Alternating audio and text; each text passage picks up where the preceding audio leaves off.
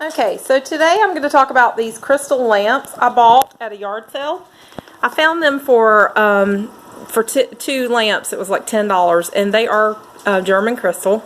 And so I decided I needed a lampshade. Okay, so Walmart has this lampshade, but as you can see, it is a little bit short because lamps should fall. The lampshade should fall anywhere between this part right here. This is called the neck of the lamp, and it should fall, the lampshade should fall a little bit further, like about here, you know, about another inch.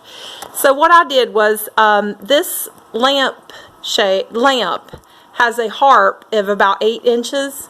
So what I did was I ordered another harp. That's this part right here, and when it comes, I'll take this off and show you how to change out the harp.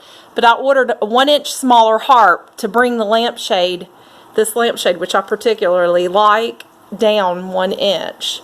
So when you're doing lampshades, what you want to do is the lampshade should be 40% of the lamp, the total length, height of the lamp, I'm sorry.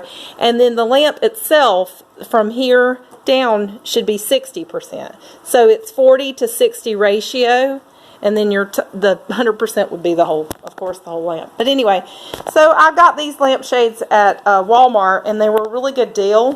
So I decided to get those and then modify it by changing this little harp, the little part that's underneath the metal part that it hangs on. See, it says this is for a harp lamp.